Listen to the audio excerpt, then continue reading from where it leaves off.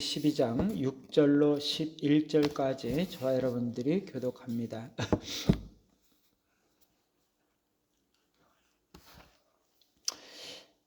강도의 장막은 형통하고 하나님을 진노하게 하는 자는 평안하니 하나님이 그의 손에 후히 주심이니라.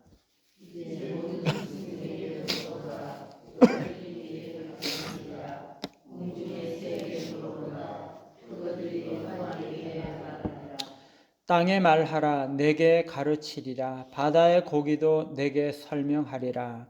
이것들 중에 어느 것이 여호와의 손에 이를 행하신 줄을 알지 못하랴.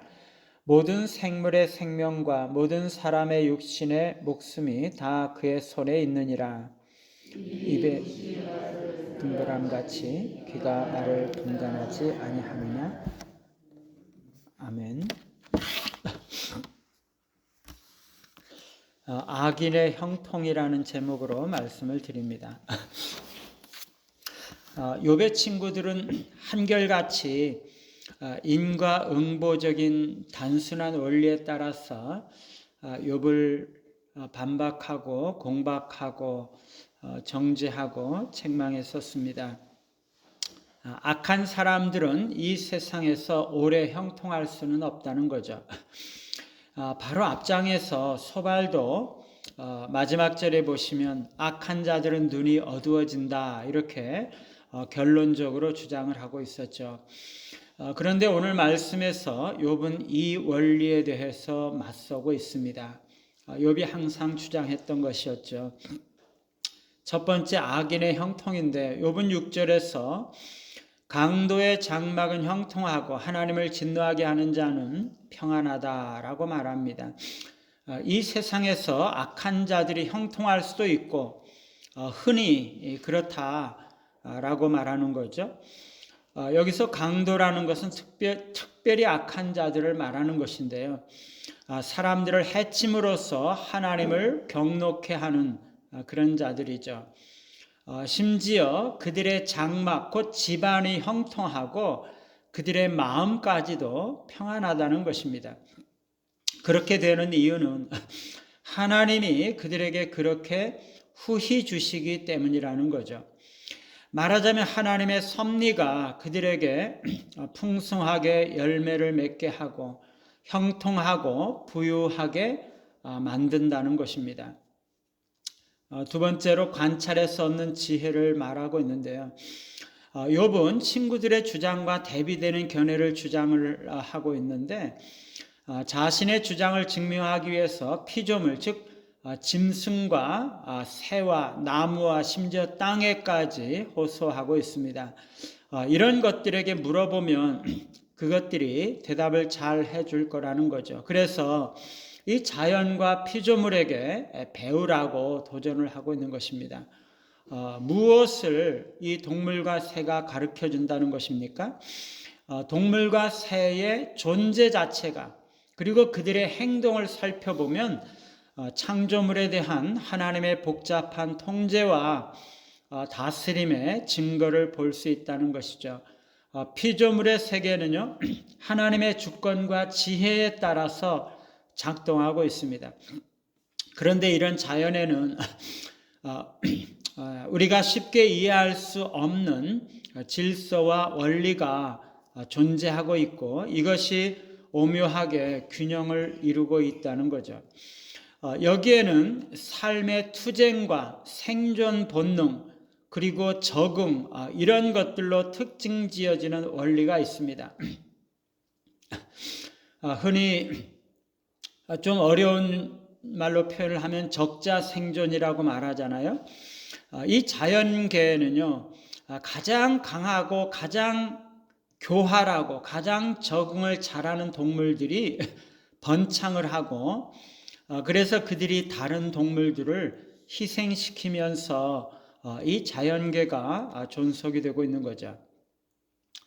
이런 사악한 개인이 다른 사람들을 착취하거나 자신의 힘과 교활함을 활용해서 인간 사회에서 번영을 누리기도 하는 것과 유사하다는 것입니다. 이런 원리 가운데는요, 어떤 도덕성이라든가 이 공정성이라든가 하는 것은 부차적인 것처럼 나타나고 있다는 것입니다. 또한 이 자연계 안에는 포식자가 약한 동물을 잡아먹고 번성하는 것은 약한 사람들이 이 사회 속에서 다른 사람들을 착취하고 번성할 수 있다는 것을 보여주고 있어요.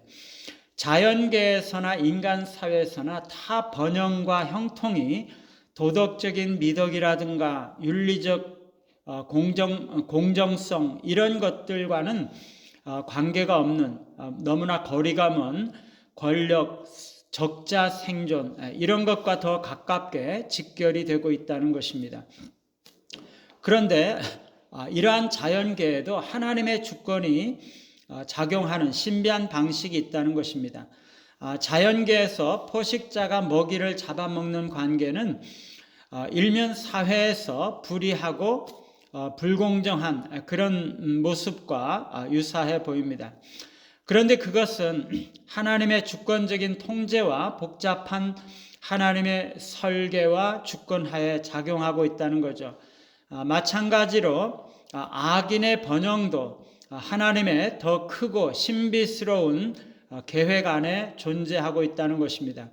이 부분이 정말 신비스러운 부분인데요. 현상적으로는 하나님의 정의와 도덕이 이 세상 속에 반드시 승리를 거두지 않는다는 거죠. 정의와 도덕은 궁극적으로는 영원의 세계에서 이루어질 것입니다. 그러나 이 땅에서는 반드시 그런 방식으로 일이 진행되는 것은 아니라는 거죠.